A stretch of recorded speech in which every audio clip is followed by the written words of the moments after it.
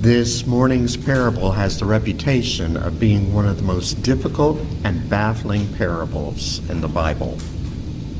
And one of the reasons it's so difficult to understand is because of Jesus' commentary which follows the parable. Commentary which many Bible scholars believe was not actually Jesus' words, but instead words inserted by editors of the Bible in an effort to make some sense of the parable. At one point, they have Jesus telling his followers to act shrewdly when dealing with others and advising them to use the money they may have gained in a dishonest way and essentially buy the friendships of people who they could count on to take them into their homes if they lost everything in the equivalent of a first-century stock market crash. Then, spinning off in a completely different direction, the editors have Jesus reminding us, if we do well with a little bit of money, God will give us a whole lot of money. But you have to make sure you come by the money honestly, or God won't bless you after all. And finally, after all this financial advice, Jesus seemingly contradicts himself by warning the disciples, you have to make a choice between serving God or serving money. You can't have it both ways. No wonder it's one of the most difficult parables in the Bible. It's difficult because the commentary which Jesus supposedly offered following the parable is confusing and contradictory. But what if it's only confusing because one editor of the Bible after another threw in their 2 cents about the parable? And what if they wanted to give their interpretations extra authority by having Jesus say them? And what if the only thing that was authentically spoken by Jesus was the parable itself, without any commentary afterwards? For that reason, I've chosen to omit the confusing explanation following the parable in this morning's gospel reading, while focusing solely on the actual parable. And if we do that, then things become much clearer for us. This morning's parable follows on the heels of 3 familiar stories, 2 of which we examined last week, them being the parable of the lost sheep, the parable of the lost coin, and the parable of the wayward son.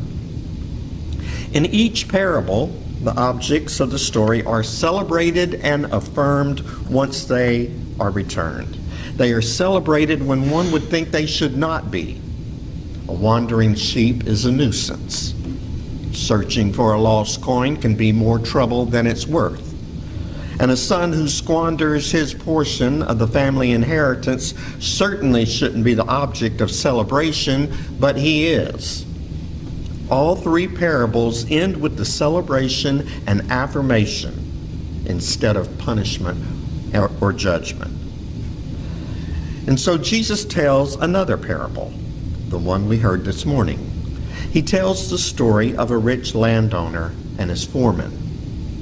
And just like the troublesome sheep and coin and prodigal son, the foreman is less than perfect. We learn at the beginning of the parable that he squandered the rich landowner's property, much the same way that the prodigal son squandered his portion of the family inheritance. But in this story, when word reaches the landowner of the dishonest practices of the foreman, he is told that he's going to be fired. So just go and clean out his desk and hit the road. Well, the foreman takes a look into the future and realizes he needs to do something and do it quickly if he wants to survive the cruel, cruel world into which he's being cast. In his own words, I am not strong enough to dig and I am ashamed to beg. So he does what he does best. He continues to act dishonestly, calling in one person after another who was indebted to the rich landowner and giving them significant discounts on their debts in the hope that they would remember the favor he had done for them when his future became a reality and he needed a place to stay. And when the rich landowner found out about the foreman's shady deals, instead of condemning the foreman for his dishonest business practices, he commended him and affirmed him. And that's the end of the story. And if we just look at the story and not the murky interpretations that follow, we see some parallels to the other parables. The main one being the surprising response of affirmation to someone who most people believe should be subject to judgment and discipline. I believe this morning's parable is no more likely to be a story about dishonest money affairs than the parable of the lost sheep is about sheep herding, or the parable of the lost coin is about housekeeping practices, or the parable of the wayward son is about how to raise a child. I believe instead it's a parable about grace.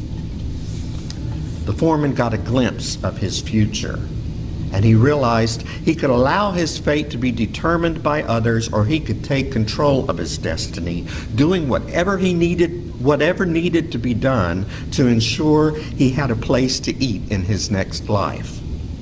And the landowner didn't condemn him for his behavior, but instead offered him grace, praising him for his tenacity. So let's bring it on home. There are certain people whom society thinks need to change their behavior, or they need to change who and how they love, or they need to change their idea of how they should present themselves to the rest of the world. Those people are deplorable, to use a word that's been in the news a lot lately. Their reputations are no better than the dishonest manager in this morning's parable was to a first century audience. But in Jesus' story, which no doubt raised a few eyebrows, the foreman didn't change his behavior, nor did he settle for a bottom-of-the-heap kind of future. And neither should we. We have a future with hope, and we must not let anyone take that from us. Like the foreman, we mustn't let that future slip through our hands. We must never forget that we've got reserved seating at God's banquet table of love. And we must never let anyone take that from us, because it's more valuable than we could ever imagine. In Matthew's Gospel, Jesus tells a parable in which a hidden treasure was found buried in a field. And the person who discovered the treasure, knowing its value, sold everything they had and bought the property in which the treasure was buried. In another parable, he described a merchant who found a pearl of great price, and only after selling everything the merchant owned was she able to purchase the valuable pearl, but it was worth it. This morning's parable from Luke's Gospel is just another variation on that theme. A foreman went to any lengths, even using dishonest measures, to attain a future of security and blessing. And we should be just as determined, my friends. We must never listen to anyone who tries to exclude us from God's grace by placing conditions on it. Grace, by its very definition, is limitless and freely given. We don't need to do anything to deserve it, and we certainly don't need to change the way God has created us. So reach out and grab that brass ring of God's grace. Don't ever for a moment believe that you are less entitled to it than others. Stretch as far as you can stretch to grab it. And when you do, to your delight and to the surprise of the moralists in the world, like the foreman in this morning's parable, you will be commended by the one who loves us all. You will be affirmed, and you will be ushered into a future of brightness.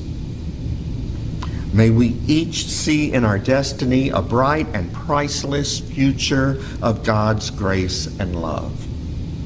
May we reject the words of anyone who says we don't deserve it because of who we are.